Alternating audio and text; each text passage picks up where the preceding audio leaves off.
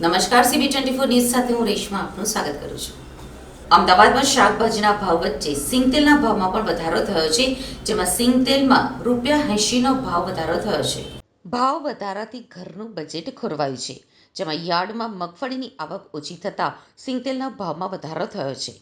શ્રાવણ મહિનો નજીક આવતા ફરસાણના વેપારીઓએ સ્ટોક કરવાનું શરૂ કરતા સિંગતેલની માંગ વધી હોય તેમ વેપારીઓ જણાવી રહ્યા છે.